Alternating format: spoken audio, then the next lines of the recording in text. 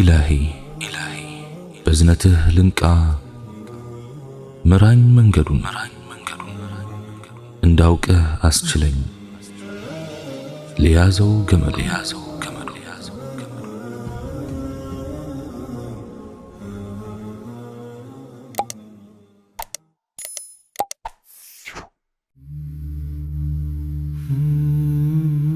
اللهم لك الحمد كما ينبغي لجلال وجهك وعظيم سلطانك، والصلاة والسلام على حبيبنا وشفيعنا رسول الله وعلى آله وصحبه ومواله.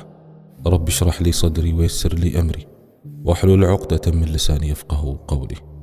السلام عليكم ورحمة الله وبركاته.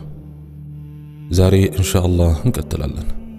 ትምርታችንም ዓለም ከማለቁ በፊት ስለሚመጡት ታላላቅ ምልክቶች ብቻ ይሆናል ብዬ አስባለሁ። ያቆምነው ዓለም ላይ ስለሚከሰተው ለውጥና የዓለም ሚዛን መዛባት ላይ ነበር። የሞራል ሚዛን መዛባት፣ የአካባቢና የአየር ንብረት ሚዛን እንኳን ሳይቀር ይቀየራል። ይህም አሁን እየሆነ ነው። አንዳንድ ሊቃውንት በአላህ እየማሉ ሁሉም ትንንሽ ምልክቶች መጥተው አልፈዋል ይላሉ። እያንዳንዳቸው አልፈዋል። አሁን የቀረው የመህዲ መምጣትና እሱን ተከትለው የሚመጡት ታላላቅ ምልክቶች ብቻ ናቸው ይላሉ። ሌሎች ሊቃውንት ደግሞ እስከዚህ ድረስ አይሄዱም። ነገር ግን ገና ያልታዩ የሆኑ ጥቂቶቹ አሁንም ይቀራሉ ይላሉ። አላህ ስብሓንሁ ወተዓላ ስለዚህ ነገር የበለጠ ያውቃል። ሁሉም አልቀው ሊሆን ይችላል። ነገር ግን ወደ አእምሮዬ የሚመጣው ኤፍራጥስ ወንዝ ነው። በጆርዳን ኤፍራጥስ የሚባል ወንዝ አለ። ረሱሉ ዓለይሂ ሰላቱ ወሰላም ይነግሩናል። ይህንን ሐዲስ በነገራችን ላይ በሰሒሕ ሙስሊም ውስጥ ታገኙታላችሁ። የኤፍራጥስ ወንዝ ወደ ሌላ አቅጣጫ ይመራል። ግድብ ይገደብበታል። እናም ወደ ሌላ አቅጣጫ እንዲፈስ ይደረጋል። ስለዚህ ውሃ የነበረበት ቦታ ይደርቃል። ከዚያ በኋላ ውሃ አይፈስበትም። በዚህም የተነሳ የወርቅ ተራራ ይገለጣል። ነቢዩ ዓለይሂ ሰላቱ ወሰላም ወርቅን ቃል በቃል ዘሀብ በማለት ጠቅሰውታል። ጀበሉን ሚን ዘሀብ ወይም የወርቅ ተራራ። ስለዚህ ብዙ ወርቅ ይወጣል። የዓለም ህዝቦች በዚህ ነገር እርስ በርስ ይዋጋሉ። በዚህ ወርቅ ምክንያት ወደ ጦርነት ይገባሉ። እሳቸውም ለኡመታቸው ለኛ ወርቁን አትቅረቡት፣ ወደሱ አትሂዱ ብለዋል። በዚህ ጦርነት ከ100 ሰው 1 ሰው ብቻ በሕይወት ይተርፋል። እያንዳንዱ ሰው ይህንን ጥፋት ስለሚያይ በሕይወት የምተርፈው እኔ ነኝ፣ በሕይወት ኑሬ ድርሻዬን የምወስደው እኔ ነኝ ይላል። ይህ ምልክት ታላላቆቹ ምልክቶች ከመጀመራቸው በፊት የሚከሰት ይሁን ወይም በታላላቆቹ ምልክቶች ጊዜ ውስጥ የሚከሰት ይሁን አላህ ስብሓንሁ ወተዓላ ነው የሚያውቀው። ምክንያቱም ከታላላቆቹ ምልክቶች በፊት የሚከሰቱ ትንንሽ ምልክቶች አሉ። እንዲሁም በታላላቆቹ ምልክቶች ጊዜ እነሱ እየተከሰቱ ሳለ የሚከሰቱ ትንንሽ ምልክቶች አሉ። ደግሞም ከዚያ በኋላ ወይም ዓለም ከማለቁ በፊት የሚቀጥሉ ትንንሽ ምልክቶች አሉ። የትንሽ ምልክት ምሳሌ ወይም ከታላላቆቹ አንዱ አድርገው ሊቆጥሩት ከፈለጉ፣ ነገር ግን ነቢዩ ዓለይሂ ሰላቱ ወሰላም ከ10 ውስጥ ያልቆጠሩት የካዕባ መፍረስ ነው። ቁርአን ከምድር ላይ መነሳቱ ነው። ሰዎች ላኢላሃ ኢላላህ ከሚለው ቃል ውጭ ምንም አያስታውሱም። ይህንንም ከአባታቸው ከአያታቸው ነው የተማሩት። ስለዚህም ጉዳይ እንወያይበታለን ኢንሻአላህ። ስለዚህ በኤፍራጥስ ወንዝ ያ ነገር ይከሰታል። የዓለም ፍጻሜ ምልክት ነው። ነገር ግን ያ ከመሆኑ በፊት ታላላቆቹ ምልክቶች ከመምጣታቸው በፊት አላህ ስብሓንሁ ወተዓላ ይህንን ኡማ አሁን ካለበት ፍጹም መከራና ደካማ ሁኔታ ያነሰዋል። ወደ ድል አድራጊና ወደ ክብር ይመልሰዋል። በአንድ ወቅት ወደ ነበረው ልዕልናው ይመልሰዋል። ይህንን ኡማ በአንድ ወቅት አንድ ከመሆን ዛሬ ወደሚገኝበት መለያየት መጥቶ እንደገና ወደ አንድነት ይመለሳል፣ ወደ ክብሩ ይመለሳል።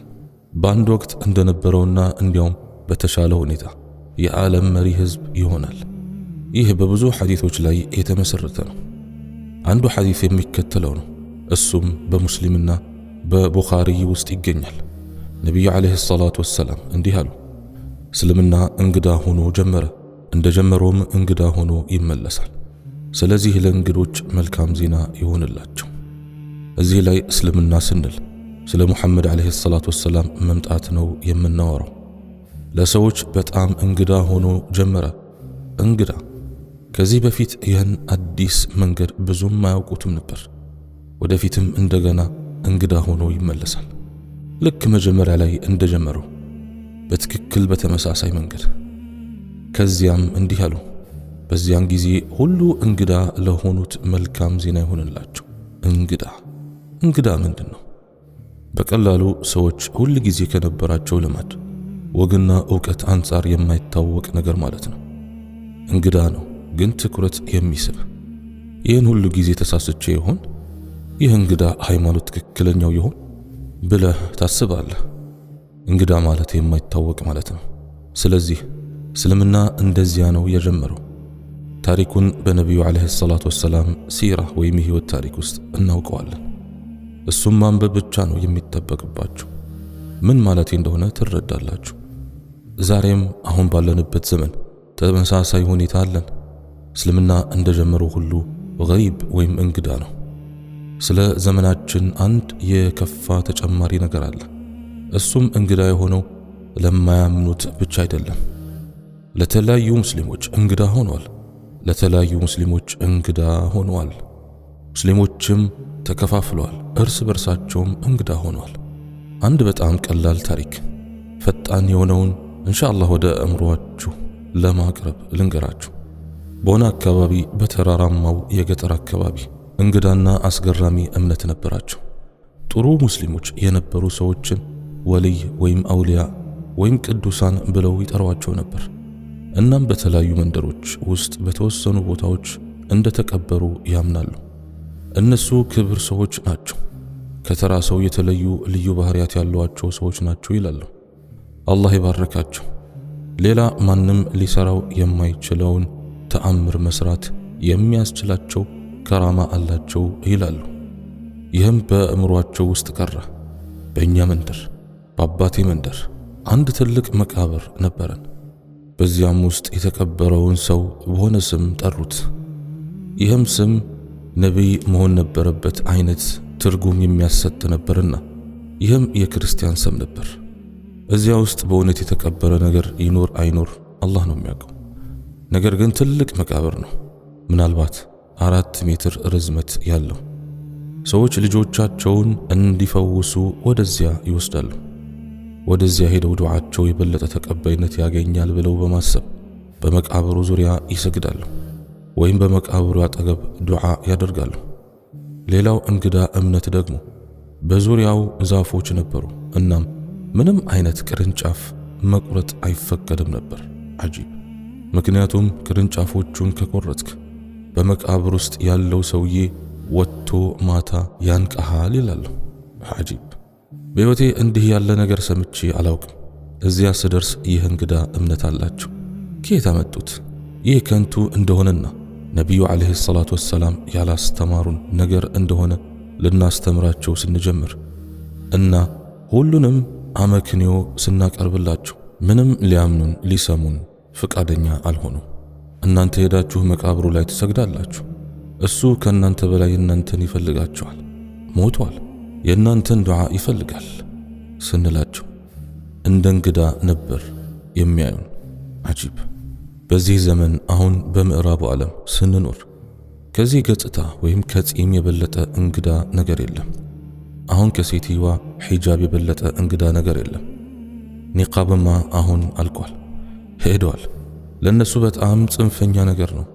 ጺም አሁን ሁለተኛ ነው። እናም የምናደርጋቸው ልምምዶች ሰላት እንግዳ ነው። 5 ወቅት ሰላቶችን አጥብቆ መያዝ ለአንዳንዱ ሙስሊሞች እንኳን እንግዳ ነው። ይህ ምን አይነት አዲስ ሃይማኖት ነው ይላሉ። እናም ከረጅም ጊዜ በፊት የተፈታው ነገር ዛሬ እሴቶች ስለተቀየሩ አሁን ሁሉም ሰው ከ14 ክፍለ ዘመናት በፊት የነበረውን እስልምና እንደገና እየመረመረ ይህንን እዩ፣ ይህ ሃይማኖት እንዴት ስህተት እንደሆነ እዩ ይላሉ። ስለዚህ ሃይማኖቱ እንደ በፊቱ እንግዳ ሆኖ እንደገና ጀምሯል። ነቢዩ ዓለይሂ ሰላቱ ወሰላም 4 የሽግግር ደረጃዎች እንደሚኖሩ ነግረውናል። ከትክክለኛ ኸሊፋነት በቁርአንና በሱና በነቢዩ ዓለይሂ ሰላቱ ወሰላም ሱና ላይ ከተመሰረተ በኋላ የተዛባ ይሆናል። ሙስሊሞች እርስ በርስ ይዋጋሉ። ከዚያም ሙልከን ጀብሪያን ይሆናል። እሱም አምባገነናዊ የኸሊፋነት አመራር ነው። አሁን በብዙ ሙስሊም ሀገራት፣ በብዙ ሙስሊም ዓለማት ውስጥ ብዙ አምባገነናዊ ስርዓቶች አሉ። እናም በአንዳንድ ቦታዎች አንድ ሰው ስለ እስልምና ከተናገረ ወዲያውኑ ይታሰራል። አሸባሪ፣ ጽንፈኛ እየተባለ ይጠራል። ከዚያም እንዲህ አሉ። ከዚያም ኸሊፋነት በነቢይነት መንገድ ላይ ይመለሳል። ኸሊፋነት ይመለሳል። የሙስሊሞች አመራር ነቢዩ ዓለይሂ ሰላቱ ወሰላም እንደጀመሩት ይመለሳል። ይህ እንግዲህ መሆኑ አይቀርም፣ ገና ይሆናል።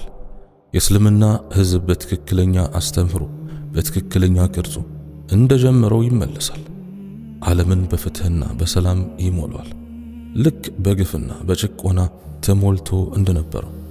ያም የመህዲ ጊዜ ነው። አሁን እዚህ ላይ አንድ በጣም አስፈላጊ ነገር መናገርና ማስታወስ ፈልጋለሁ። በዚህ ዘመን ብዙ ሙስሊሞች የሙስሊሞች አንድነት መህዲ እስኪመጣ ድረስ አይመጣም ሲሉ እንሰማለን። ስለዚህ ዝም ብለህ ተቀመጥ፣ ቤትህ ተቀመጥ፣ ዳዕዋ አታድርግ፣ ምንም አትናገር፣ ለአንድነት ለመስራት አትሞክር ይላሉ። ይህ ለሙስሊም በጣም የተሳሳተና ስህተት የሆነ አስተሳሰብ መንገድ ነው። አላህ ስብሓንሁ ወተዓላ የዓለምን ህዝቦች ለምን አንድ አታደርግም ብሎ አይጠይቅህም። አላህ በቁርአን ውስጥ እንዲህ ይላል፣ አላህ ቢሻ ኖሮ ጣልቃ ገብቶ ሁሉንም አንድ ህዝብ ያደርግ ነበር፣ ልባቸውንም ይቀየር ነበር። ማንም ለማመጥ ለመቀበልም ይሁን ላለመቀበልም ምርጫ አይኖረውም ነበር። ሁሉም አንድ ይሆን ነበር። ነገር ግን አላህ በህይወታችን ውስጥ ዓላማ አለው። ስለዚህ ሁሉንም ህዝቦች አንድ እንደምታደርግ አታስብ። ይህንን ማድረግ አትችልም። አላህ ብቻ ነው ይህንን ማድረግ የሚችለው። ነገር ግን አንተ ልታደርግ የምትችለው ነገር ይኖራል። የቤተሰቦችን ችግር ፈተህ አንድ ማድረግ፣ የማህበረሰቦችን ችግር መፍታት።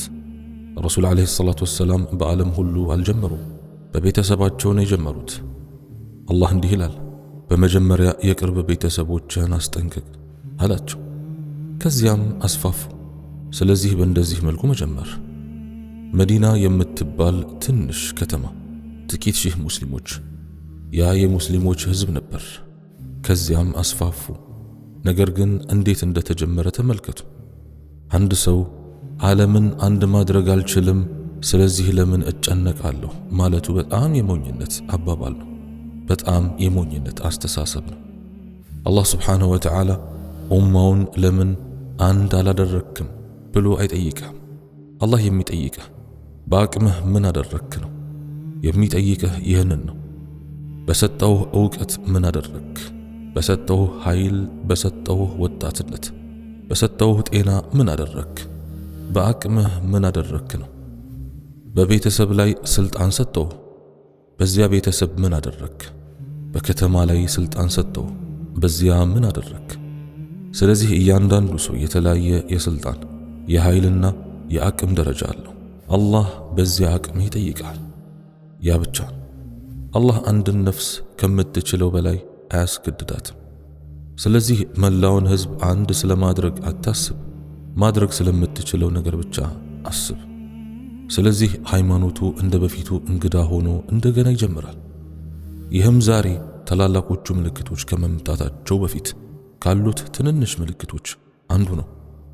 ጊዜ እያለፈ ሲሄድ ውድ ወንድሞችና እህቶች፣ እነዚህ ትንንሽ ምልክቶች ከተከሰቱ በኋላ የዚህ ሃይማኖት ጠላቶች ከውጭም ከውስጥም ሴራዎችንና እቅዶችን ይነድፋሉ።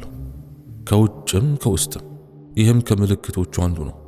ምክንያቱም ነቢዩ ዓለይሂ ሰላቱ ወሰላም እንዲህ ብለዋል፣ ጌታዬ ሆይ ኡመቴን ሁሉንም በሚያጠፋ የጋራ ወረርሽኝ አታጥፋቸው፣ ይህንን አታድርግ። አላህም ስብሓንሁ ወተዓላ እንዲህ አለ፣ ይህ ዱዓ ተቀባይነት አግኝቷል፣ ኡመትህን በወረርሽኝ ፈጽሞ አላጠፋም። እንዲህም አሉ፣ አላህ ሆይ ከውጭ የመጣ ጠላት እንዲቆጣጠራቸው አታድርግ። አላህም ስብሓንሁ ወተዓላ ይህ ተሰጥቷል አለ። ታዲያ ለምንድነው ዛሬ ከውጭ የመጣ ጠላት ሙስሊሞችን እየተቆጣጠረና እያዋረደ ያለው? ምክንያቱም አላህ ስብሓንሁ ወተዓላ ለነቢዩ ዓለይሂ ሰላቱ ወሰላም ሦስተኛውን ዱዓ አልሰጣቸውም ነበር። እሱም በውስጣቸው እርስ በርስ ከተዋጉ በስተቀር ከዚህ ነገር አልጠብቃቸውም የሚለው ነበር። መመሪያዬን ሰጥቻቸዋለሁ፣ እሱን መከተል የነሱ ፋንታ ነው። ከዚያም አላህ አንቀጽን አወረደ፣ እንዲህም አለ፣ አላህ የሕዝቦችን ሁኔታ እነሱ ራሳቸው ሁኔታቸውን እስኪቀይሩ ድረስ አይቀይርም። ስለዚህ እኛ ሁኔታችንን ስንቀይር የውጭ ጠላት ተቆጣጠረን። ዛሬ የሆነው ይህ ነው። ይህም ከምልክቶቹ አንዱ ነው። ባለፈው ሳምንት ሐዲቱን ጠቅሰናል። የዓለም ሕዝቦች በእናንተ ላይ ይሰበስባሉ። ነቢዩ ዓለይሂ ሰላቱ ወሰላም 80 ሕዝቦችን ጠቅሰዋል። 80ዎቹ ሕዝቦች በቅርቡ ይመጣሉ። እሱን አስረዳለሁ።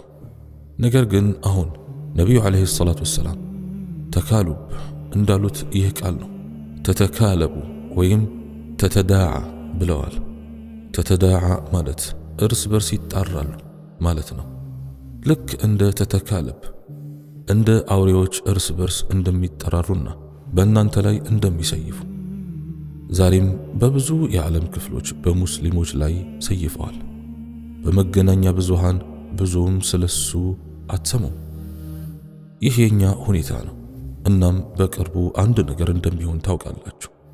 አላህ ስብሓንሁ ወተዓላ ብቻ ነው ይህ መቼ እንደሚሆን የሚያውቀው።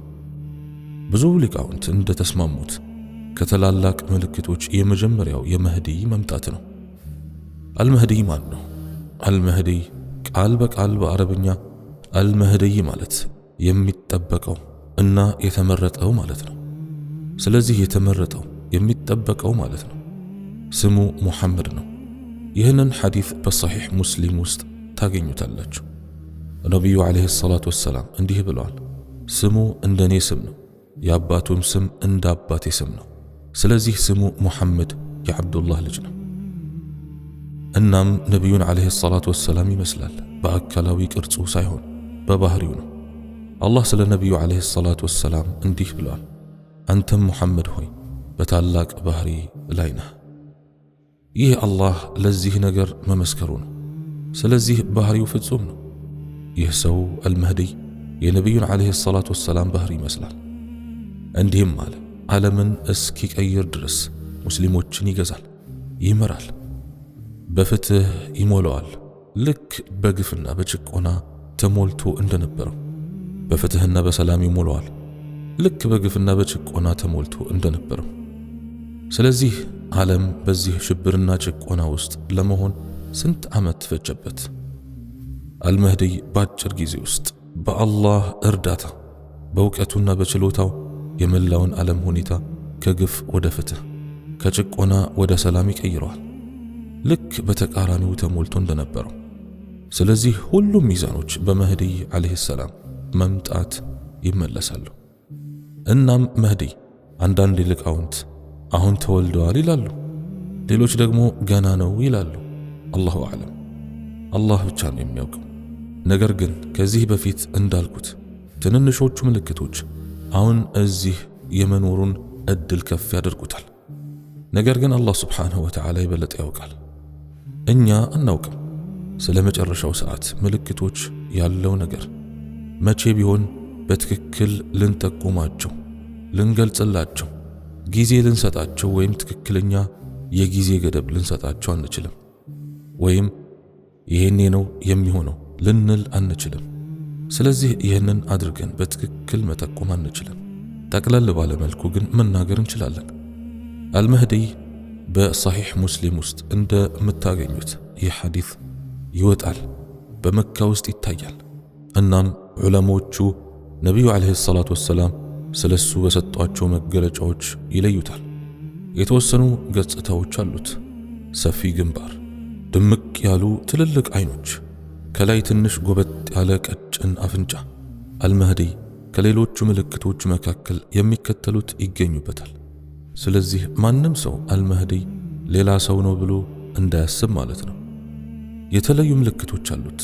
ሁሉም ከነቢዩ ዓለይሂ ሰላቱ ወሰላም የተገኙ ትክክለኛ ዘገባዎች ናቸው።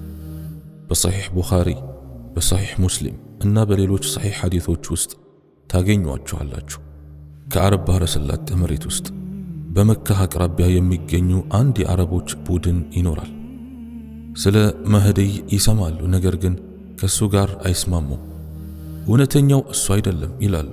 እናም ከመካ ምስራቃዊ አቅጣጫ ይመጣሉ።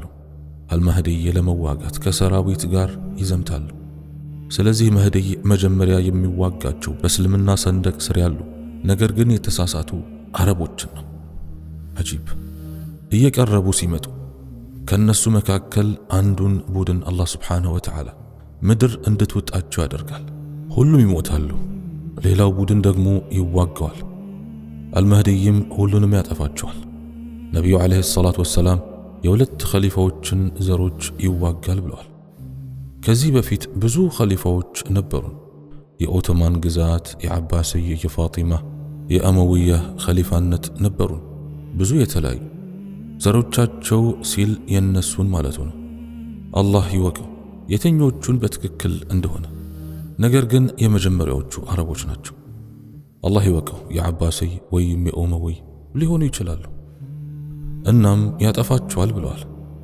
ሰሓቦችም የአላህ መልእክተኛ ሆይ ከሚዋጉት ሙስሊሞች መካከል ትክክለኛ ሙስሊሞች ቢኖሩስ፣ ነገር ግን ተሳስተው በዚያ ጦርነት ውስጥ ቢሞቱ ምን ይሆናሉ ብለው ጠየቁ።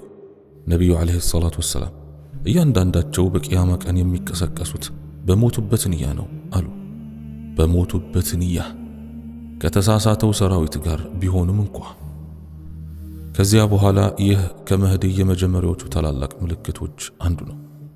ሌሎቹ የመህዲይ ምልክቶች ነቢዩ ዓለይሂ ሰላቱ ወሰላም እንዲህ አሉ። ዞሮ ከአንድ ሰራዊት ጋር ይዋጋል። እሱም በፉርስ በቢላድል ፉርስ ወይም ኢራን፣ ፐርሺያ ማለት ነው። በሱ ላይ ሰራዊት ያዘጋጃሉ። በዚያ ዘመን ፐርሺያ ዛሬ ኢራን በመባል ይታወቃል። አሁንም ኢራን ትሁን አትሁን አላህ ሱብሓነሁ ወተዓላ ብቻ ነው የሚያውቀው።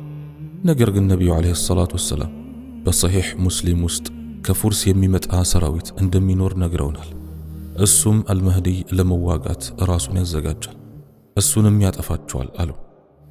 ከእንግዲህ ኃይል አይኖራቸው፣ ትጥቅ ያስፈታቸዋል። ከእንግዲህ ስልጣንም ሆነ ችሎታ አይኖራቸውም። ያ ሁለተኛው ምልክት ነው። አሁን ደግሞ ትልቁ ምልክት ይኸውና። ከዚያም ሮማውያንን ወይም አሩምን ይዋጋል አሉ። በዚያ ዘመን አሩም ከዛሬው የተለዩ ወይም የተለየ ስም ነበሯቸው። በትክክል እነሱን መጠቆም ትንሽ ከባድ ነው። ነገር ግን ዑለማዎቻችን ወደ አውሮፓውያን ይጠቆማሉ ይላሉ። በአጠቃላይ አውሮፓውያን። እናም አሩም በዚያን ጊዜ የቤዛንታይን ግዛት የነበሩት ዛሬ ዘሮቻቸው በአብዛኛው አውሮፓውያንና ቅርንጫፎቻቸው ናቸው። ይህ ውጊያ እንዴት ይሆናል? አውሮፓውያኑ ወይም ሮማውያኑ በዚህ ሰራዊት ላይ ራሳቸውን ያዘጋጃሉ። ምክንያቱም አልመህዲይ ዓለምን በአላህ ሱብሓነሁ ወተዓላ ሸሪዓ ለመሙላት በታላቅ ኃይል፣ ስልጣንና ጉልበት ይመጣል። እናም አሁን በሸሪዓ ላይ የሚደረገውን ትግል ማየት እንችላለን። ስለዚህ አንድ ሰው በኃይልና በስልጣን ሊወክለው ሲመጣ አስቡት። ምን ሊያደርጉት ነው? ሊዋጉት ነው። ያ ከመሆኑ በፊት ግን በአንድ ወቅት፣ የትኛው ወቅት እንደሚሆን እርግጠኛ አይደለሁም። ዑለሞች በዚህ ላይ ተለያይተዋል። ነቢዩ ዓለይሂ ሰላቱ ወሰላም እንዲህ ብለውናል። ከሮማውያን ጋር በመተባበር ከኋላቸው ካለ ጠላት ጋር ትዋጋላችሁ። ከኋላቸው ካለ ሰራዊት ጋር ትዋጋላችሁ። የነሱ ሰራዊት የሮማውያን ሰራዊት።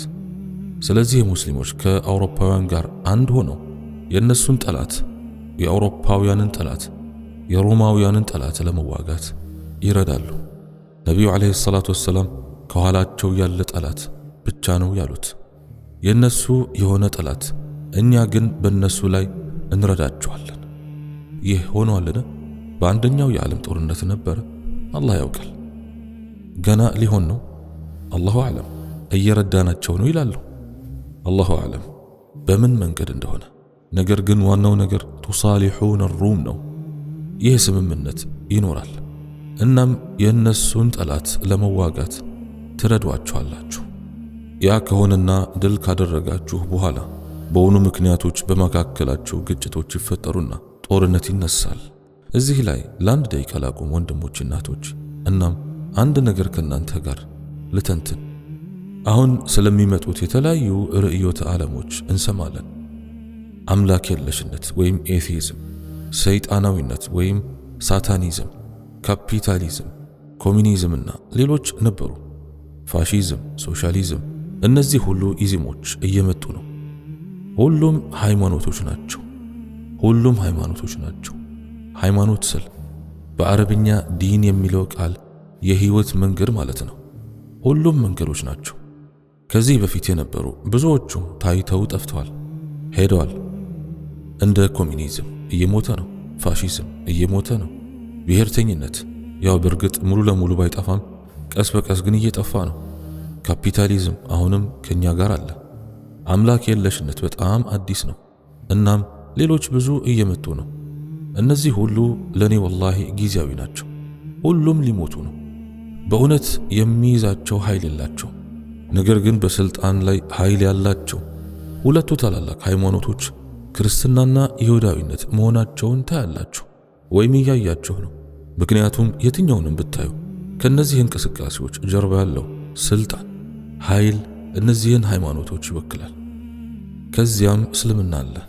እነዚህ ሶስት ታላላቅ ሃይማኖቶች ወንድሞችና እህቶች አሁንም አሉ። እናም ሁል ጊዜም ነበሩ።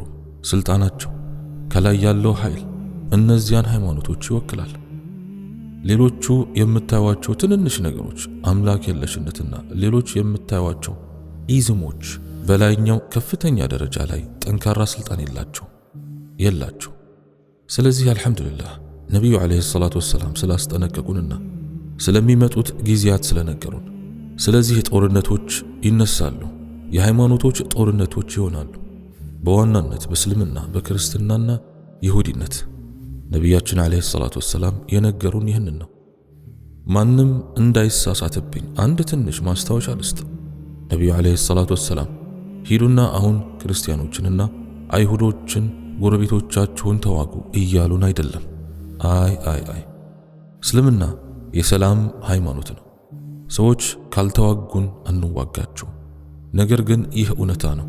ነቢዩ ዓለይሂ ሰላቱ ወሰላም አላህ የነገራቸውን ወደፊት የሚሆነውን እየነገሩን ነው። ይህ ውጊያ ይነሳል። በሮማውያንና በሙስሊሞች መካከል ጦርነት ይከሰታል። በዚያ ዘመን ሮማውያን ወይም አሩም ወልሙስሊሙን ማለትም በመስቀለኞቹ በክርስቲያኖቹና በሙስሊሞቹ መካከል ውጊያ ይኖራል። አንዳንድ ሙስሊሞች የሙስሊሙን ሰፈር ለቀው እነሱን ይከተላሉ።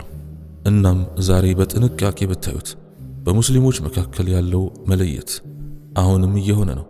ሙናፊቆች፣ ግማሽ ሙስሊሞች፣ ሃይማኖታቸውን እንደፈለጉ የሚሰሩ ሙስሊሞች፣ የዛሬዎቹ ዘመናዊ ሙስሊሞች የሚባሉት እንደውም በዚህ አዲስ ዘመናዊ ሙስሊም በሚለው ትርጉም ውስጥ እስልምናን በከፍተኛ ደረጃ የሚወክሉ ሰዎች ታገኛላችሁ።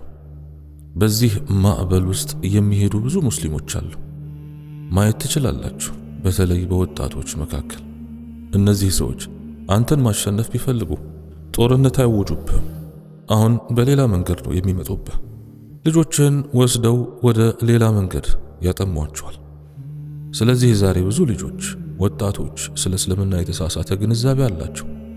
እስልምና እንደ ማንኛውም ሃይማኖት ነው ብለው ያስባሉ። መንፈሳዊነትን ከሌላው ነገር ሁሉ መለየት አለብህ ይላሉ። ወላሂ በጆሮዎቼ ሰምቻለሁ። ብዙ ወጣቶች ይህንን ነግረውኛል። ብዙ ወጣቶች ለመዋቢያነት መስቀል ላድርግ ብለው ይጠይቁኛል።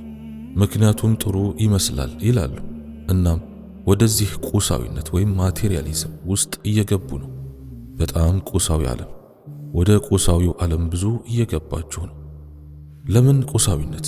ምክንያቱም አእምሮህን ከአላህ ለማዘናጋት ምርጡ ዘዴ ነው። ምክንያቱም የዲናችን ተቃራኒ ጠላት ቁሳዊነት ነው።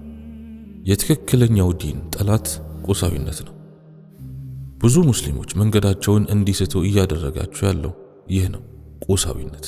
ዛሬ ወላሂ ያለነው በእንደዚህ አይነት ሁኔታ ውስጥ ነው። የርዕዮተ ዓለም ጦርነትና የማዘናጊያው እንቅፋት ቁሳዊነት ነው። ሙስሊሞች ያንን ውጊያ ያደርጋሉ።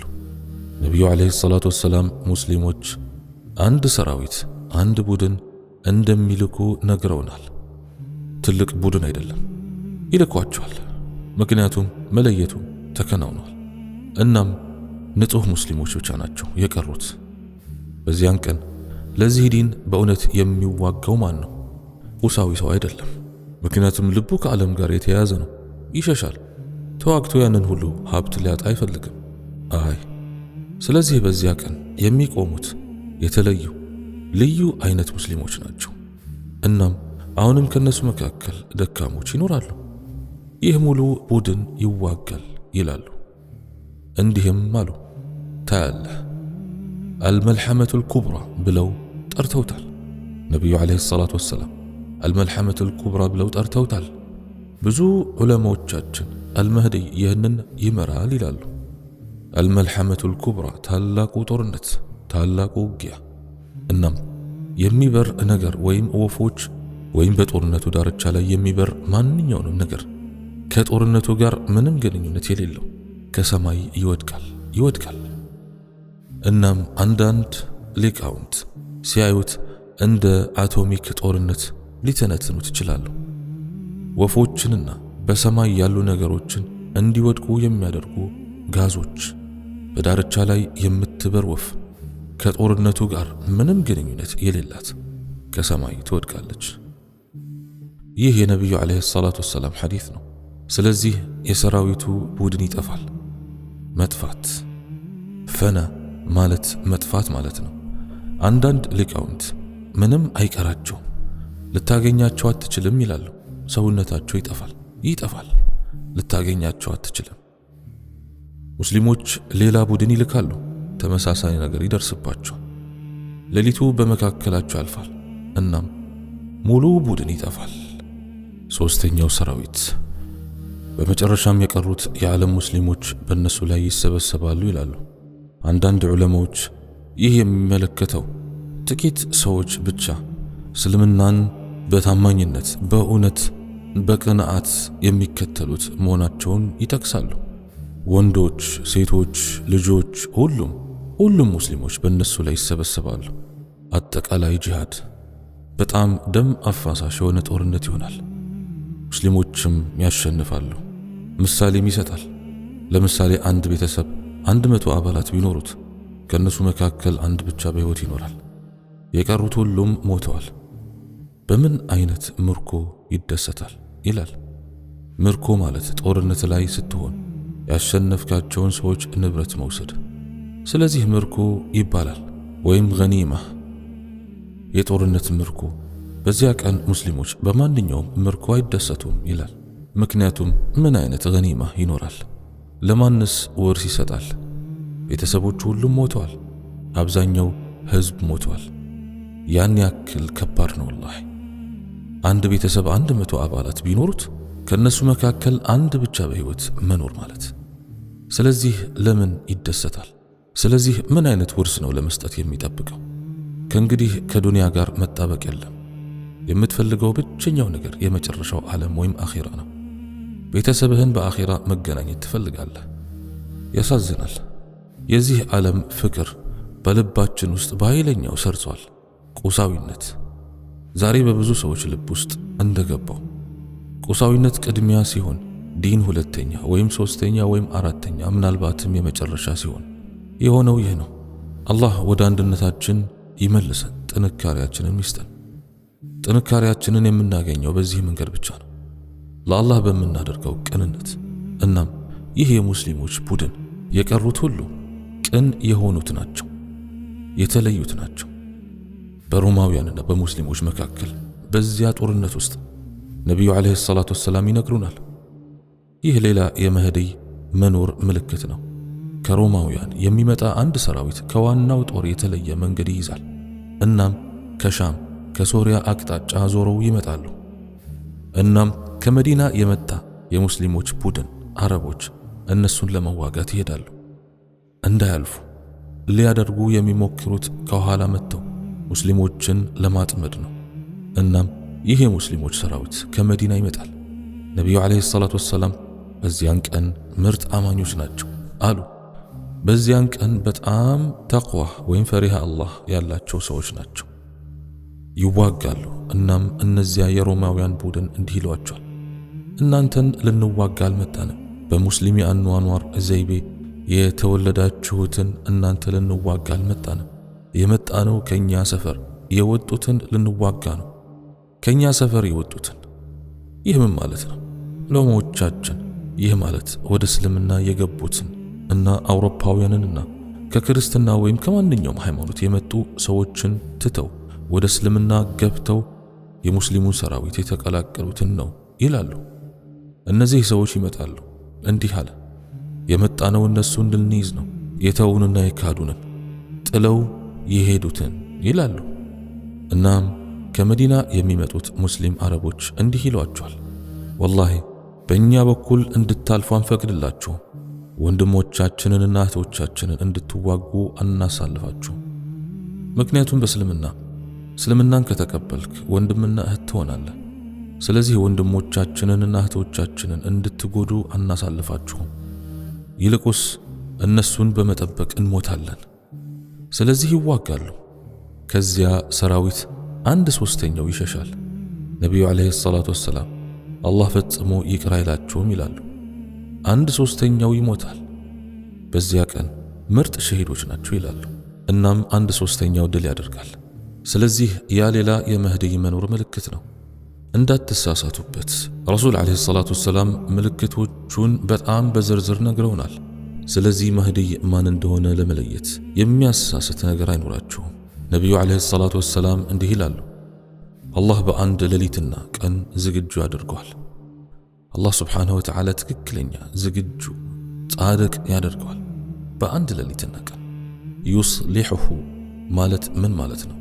አንዳንዶች ሰዎች አላህ በአንድ ሌሊት የዓለም ዕውቀት ያለው ሰው እንዲሆን ዕውቀት ይሰጠዋል አሉ።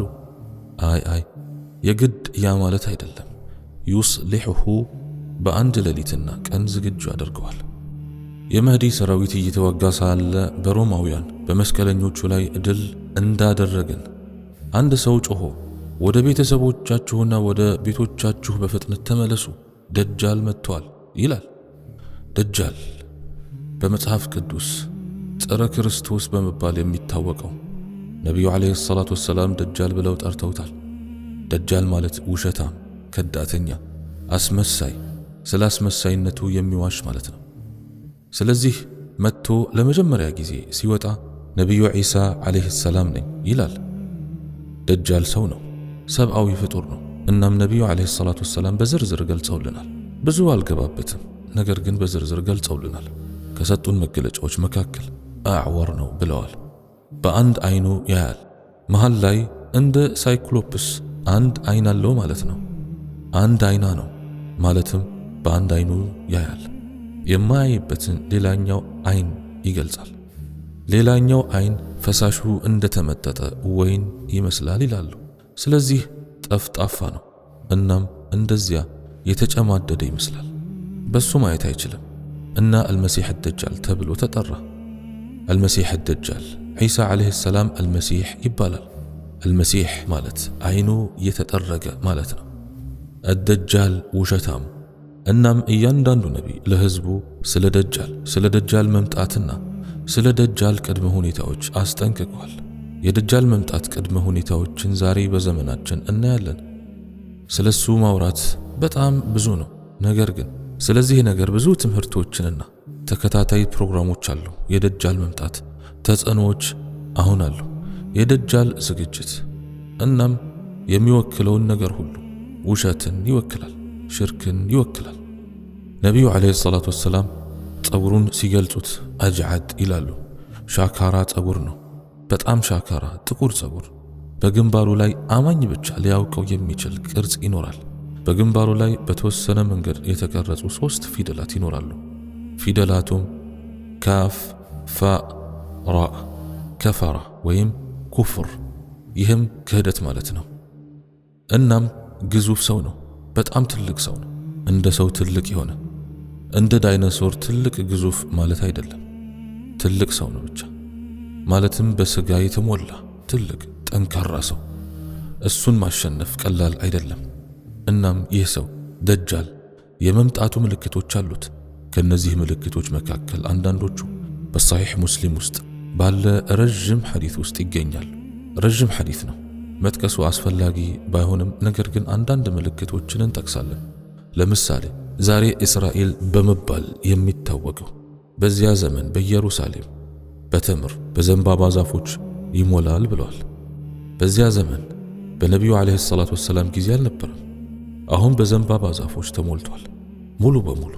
እስራኤላውያን ከሚያመርቷቸውና ወደ ውጭ ከሚልኳቸው የሚጣፍጡ ቴምሮች እንገዛቸዋለን አውቀንም ሳናውቅም። ሌላው ምልክት ከአረቦች መካከል አንድ ሰው ነቢይ ሆኖ ይወጣል፣ ሕዝቡን ከምድሩ ያባሩታል፣ ይዋጉታል መባሉ ነው ወይም መጠቀሱ ነው። እሱም ነቢዩ ዓለይሂ ሰላቱ ወሰላም ናቸው። ሌሎች ጥቂት ምልክቶችም አሉ። እናም እነዚህ የደጃል መምጣት መቃረብ ምልክቶች ናቸው። በነቢዩ ዓለይሂ ሰላቱ ወሰላም ዘመን ደጃልን ያዩ ሰሓቦች ነበሩ። በአንድ ደሴት ላይ ታስሮ ነበር። ስለዚህ ይወጣል ነፃ ሆኖ። እናም አላህ አንዳንድ ኃይሎችን ይሰጠዋል። ነቢዩ ዓለይሂ ሰላቱ ወሰላም ደመናዎችን በፈለገው ቦታ እንዲያዘንቡ፣ ምድርን በፈለገው ቦታ እንድትለመልም የማዘዝ ኃይል እንዳለው ነግረውናል። በኮረብታ አጠገብ ያልፍና ወርቆቹና ሀብቶቹ እንዲወጡ ያዛል። እነሱም እንደ ሰራዊት ይከተሉታል። እሱን ከሚከተሉት መካከል የመጀመሪያዎቹ አይሁዶች እንደሆኑ በዑለማዎቻችን ይነገራል። ለምን? በክርስቲያኖችና በአይሁዶች ባለው የእምነት ሥርዓት ምክንያት ሁለቱም በመጀመሪያ ይከተሉታል። አይሁዶች ዒሳ ዓለይሂ ሰላም እውነተኛ ነቢይ እንደነበር አያምኑ፣ አስመሳይ ነበር ብለው ያምናሉ። በሙሴ ያምናሉ። ሙሴ የነቢያት መጨረሻ እንደሆነ ያምናሉ። እናም ኦሪታቸው ስለሚመጣው ነቢይ ይነግራቸዋል። ዒሳ ዓለይሂ ሰላም ሲመጣ አስመሳይ ነው አሉ። ስለዚህ ሊገድሉት ሞከሩ። አሁንም አስመሳይ ነው ይላሉ። ሙሐመድ ዓለይሂ ሰላቱ ወሰላም ሲመጣ ተውራታቸው ወይም ኦሪታቸው መገለጫዎች ያሟላ ነበር። ነገር ግን ከአረቦች መካከል ስለነበረና ሊቀበሉት ስላልፈለጉ አልተቀበሉትም። ስለዚህ የራሳቸውን ሕጎች አውጥተው ነቢዩን እውነተኛውን ኢየሱስን አሁንም እየጠበቅን ነው ይላሉ። እናም ደጃል መጥቶ እኔ ኢየሱስ ክርስቶስ ነኝ ይላል። የእሱንም መንገዶች ይወዱለታል፣ ይከተሉታል። እናም ክርስቲያኖች ይከተሉታል። ምክንያቱም መጽሐፍ ቅዱሳቸው እንደሚለው ክርስቶስ ይመለሳል ብለው ያምናሉ። እኛም ዒሳ ዓለይሂ ሰላም ይመለሳል ብለን እናምናለን። ነገር ግን ነቢያችን ዓለይሂ ሰላቱ ወሰላም ተጠንቀቁ፣ ደጃል ይመጣል፣ ከዚያም ዒሳ ዓለይሂ ሰላም ብለውናል። ክርስቲያኖችና አይሁዶችም ስለዚህ ነገር ተነግሯቸው ነበር። ነገር ግን በሆነ መንገድ ተሳስተዋል። ምክንያቱም መጽሐፎቻቸውን አዛብተዋል። ስለዚህ ወጥቶ እኔ ክርስቶስ ዒሳ ዓለይሂ ሰላም ነኝ ይላል። እናም የሚያደርጋቸውን እነዚህን ተአምራት ያሳያቸዋል። ለዚህም ነው የሚያምኑት። ጊዜ እያለፈ ሲሄድ እኔ አምላክ ነኝ ማለቱ ይጀምራል። አሁን ክርስቲያኖች እንደ አምላክ ሊቀበሉት ቀላል ነው። ምክንያቱም ቀድሞውኑ ዒሳን ዓለይሂ ሰላም እንደ አምላክ ይቆጥራሉ። እናም አይሁዶች ይቀበሉታል። የሚሆነው ይህ ነው። አንዳንዶቹ እንደ አምላክ አይቀበሉትም። ስለዚህ ወላጆቻችሁን ወደ ሕይወት ብመልስስ ይላቸዋል። አዎ አምላክ መሆንህን እናምናለን ይላሉ። ምክንያቱም ከሞት ሰዎችን መመለስ የሚችለው አምላክ ብቻ ነው ይላሉ። ረሱል ዓለይሂ ሰላቱ ወሰላም ጅኖች ለሱ እንደሚሰሩ ነግረውናል። ጅኖች ሌላው የሕይወት አይነት፣ እናም ሰዎችን መስለው ሊታዩ ይችላሉ፣ ሊታዩ ወይም ሊጠፉ ይችላሉ። እናም ጅኖችን ወላጆቻቸውን እንዲመስሉ ያዛቸዋል ይላል። ስለዚህ ያደርጉና ያነጋግሯቸዋል። እናም እሱ በእውነት ሙታንን አስነስተዋል ብለው ያስባሉ። ስለዚህ አምላክ ነው ብለው ያምናሉ። አምላክ ይባላል። ነቢዩ ዓለይሂ ሰላቱ ወሰላም ደጃል ከሁለት ቦታዎች በስተቀር የዚህን ዓለም እያንዳንዷን መሬት ይረግጣል አሉ። መካና መዲና ሲቀሩ ወይም መካና ጦይባ። መካ የት እንዳለች እናውቃለን። ጦይባ ማለት መዲና ማለት ነው። መዲናን ወይም መካን መግባት አይችልም። ረሱል ዓለይሂ ሰላቱ ወሰላም ከቻልን ወደዚያ እንድንሄድ መክረውናል። እናም እሱን ካየን ወደ ሌላ አቅጣጫ እንድንሄድ ልንዋጋው አንችልም። አልመህዲና ሰራዊቱ የደጃልን ሰራዊት ይዋጋሉ። ደጃል ራሱ በሰይፍ ሄዶ ሰዎችን እንዲከተሉት አያስገድድም። ይልቅስ ተጽዕኖ ያደርግብሃል። ካልተከተልከው በድህነት በፍጹም ድህነት ይተዋል። ለዚህም ነው ሰዎች እሱን እንዲከተሉ ተጽዕኖ የሚያደርግባቸው። ከሴቶችም መካከል ብዙዎች ይከተሉታል። ነገር ግን በጣም ጠንካሮቹ ብቻ ናቸው በዚያን ጊዜ የሚተርፉት። ረሱል ዓለይሂ ሰላቱ ወሰላም የደጃል ፈተና ከምን ጊዜም ታላላቅ ፈተናዎች አንዱ እንደሆነ ነግረውናል። አሁን ሁኔታችንን እዩ ወንድሞች፣ እናቶች። የደጃል ቅድመ ሁኔታዎች የሚወክለው ቁሳዊነት በብዙ ሙስሊሞች ልብ ውስጥ ገብቷል። እናም ይህ እንግዲህ ደጃል ገና ሳይመጣ ነው። እናም ብዙ ሙስሊሞች መንገዳቸውን እየቀየሩ ነው። አልሐምዱሊላህ ሁሉም አይደሉም፣ ኢላ መን ረሒመ ረቢ፣ አላህ ካዘነለት ውጭ። ስለዚህ በእውነት በገዛ ቅርጹ ሲመጣ አስቡት። በጣም ትልቅ ነገር ይሆናል። ትልቅ ፊትና ነው። አላህ ይጠብቀን። ነቢዩ ዓለይሂ ሰላቱ ወሰላም እንዲህ ብለውናል። ደጃል አሁን ቢወጣና እኔ ከእናንተ ጋር ብሆን ከሱ ልጠብቃችሁ ኃላፊነት አለብኝ። ነገር ግን እኔ ከሞትኩና እሱ ከመጣ እያንዳንዱ ሰው ለራሱ ኃላፊ ነው አሉ። ያን ያክል ትልቅ ነገር ነው። አላህ ከሱ እንዲጠብቀን እንለምነዋለን። ነቢዩ ዓለይሂ ሰላቱ ወሰላም ከደጃል ራሳችንን እንድናድን ከነገሩን ነገሮች መካከል በመጀመሪያ ስለ ደጃል ዕውቀት ማግኘት፣ የነቢዩን ዓለይሂ ሰላቱ ወሰላም ሱና መከተል እና ሶስተኛ የሱረቱል ካህፍን የመጀመሪያዎቹ 10 አንቀጾች መቅራት ይላሉ። ሱረቱል ካህፍ የመጀመሪያዎቹን 10 አንቀጾች እነሱ ይጠብቋችኋል። እሱ ሲመጣ ብትቀሯቸው አላህ በልባችሁ ውስጥ ጥንካሬን ያስቀምጥላችኋል። በእምሯችሁ ላይ ኃይል አይኖረውም። ሱረቱል ካህፍ በጣም ትልቅ ሚና ይጫወታል። ሱረቱል ካህፍን ለሚቀሩ ሰዎች በውስጡ ያሉት ብዙ ትምህርቶች ስለ ዘመናችን እንደሚናገሩ ታያላችሁ። ለምሳሌ ሀብትና ልጆች የዚህች ዓለም ጌጦች ናቸው። እናም የብዙ ሰዎች ልብ ያጠቃል። ስለ ቁሳዊ ሰዎችና ስለ ሌሎት ትምህርት ይሰጣል። በሱረቱል ካህፍ ውስጥ ስለ ቁሳዊነት ብዙ ትኩረት ይሰጣል። ስለ ዕውቀት ኩራት ብዙ ትኩረት ይሰጣል። ዕውቀት ያላቸው መስሏቸው ምንም የማያውቁ ሰዎች፣ ለምሳሌ በሙሳ ዓለይሂ ሰላምና በአልኸድር መካከል ያለው ታሪክ፣ ወይም በትልቁ የአትክልት ስፍራ ባለቤትና ጻድቅ በነበረው ሰው መካከል ያለው ታሪክ። እሱም ለዚህ የአትክልት ስፍራ አላህን አመስግን ይለዋል። እሱም በራሴ ኃይል ነው ያገኘሁት፣ አላህ አልሰጠኝም።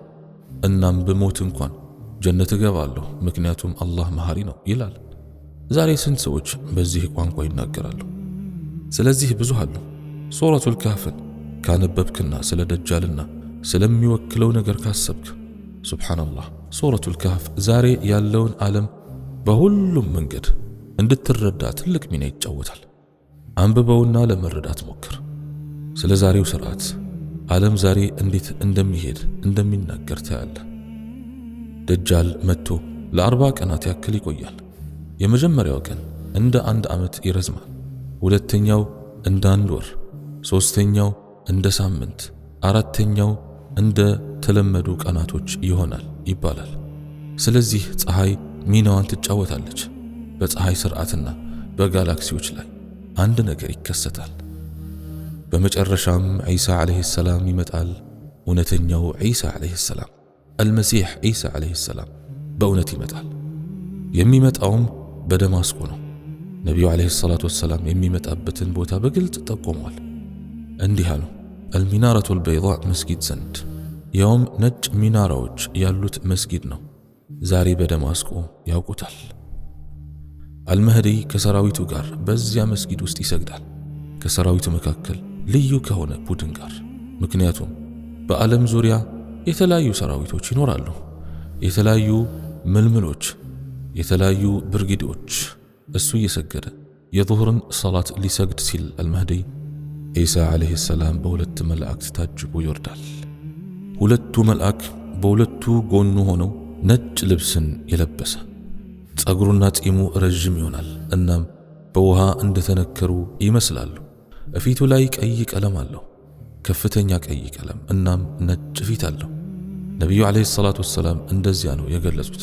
ጸጉሩ በጣም የተጠቀለለም ሆነ በጣም ቀጥ ያለ አይደለም፣ ነገር ግን ዘይት የተቀባ የሚመስል ረዥም ጥቁር ጸጉር አለው።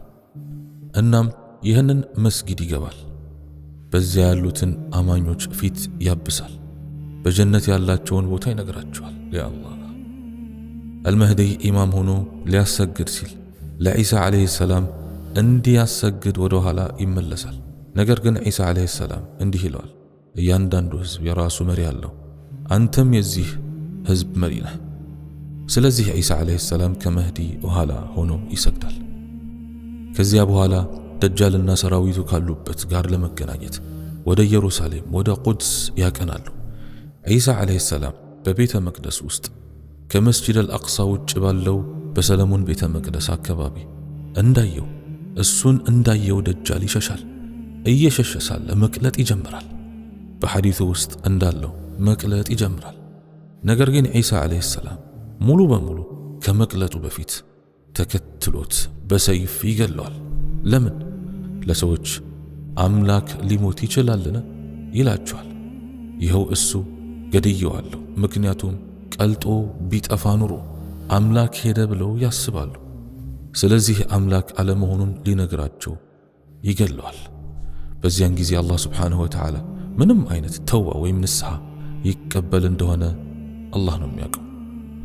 አሁን ታላላቆቹ ምልክቶች አንድ በአንድ እየመጡ እንደሆነ ወይም ገና ሊመጡ እንደሆነ አናውቅም። ምክንያቱም ፀሐይ ከምትጠልቅበት ከምዕራብ ስትወጣ ከእንግዲህ ንስሐ ወይም ተውባ ተቀባይነት የለውም። ያ አላህ ወዳጆቼ፣ አሁን ጊዜ ያለን ተውባት እናድርግ። ወላሂ ወደ አላህ እንመለስ። እነዚህ ሊመጡ ያሉ ሌሎች ምልክቶች ናቸው። በፍጥነት እጠቅሳቸዋለሁ። ፀሐይ ከምትጠልቅበት መውጣቷ፣ ከምድር የምትወጣውና ለሰዎች እንደ ጠመሙ የምትነግራቸው እንስሳ ወይም ዳባ፣ ሦስቱ የምድር መዋጦች ወይም ኹሱፍ፣ አንዱ በምዕራብ አንዱ በምስራቅ አንዱ በአረቦች ምድር። ስለዚህ መሬቶች ከመሬት በታች ይሆናሉ፣ ይጠፋሉ። በመላው ዓለም ላይ የሚታየው ጭስ፣ ሰማይ ግልጽ በሆነ ጭስ የምትወጣበትን ቀን ጠብቅ። ሰዎች አስከፊ ቅጣት እንደሆነ ያስባሉ እና በመጨረሻም ሰዎች ወደ መሰብሰቢያ ቦታቸው የምትሰበስበው እሳት። ስለዚህ የቀረው ዓለም በእሳት ይያዛል፣ በአንድ አይነት እሳት። እናም ሰዎች በቂያማ ቀን ወደሚሰበሰቡበት ቦታ ይሰበስባሉ። አላህ ስብሓንሁ ወተዓላ ከደጃል ፈተና ይጠብቀን፣ ከሙስሊሞቹም ያድርገን። ያ አላህ ሙስሊም ሆነው ኖረው በአላህም መንገድ ታግለው ሸሂድነት አላህ ስብሓንሁ ወተዓላ ከሚወፍቃቸው ሰዎችም ያድርገን። سبحانك اللهم وبحمدك أشهد أن لا إله إلا أنت أستغفرك وأتوب إليك وآخر دعوانا أن الحمد لله رب العالمين والسلام عليكم ورحمة الله وبركاته.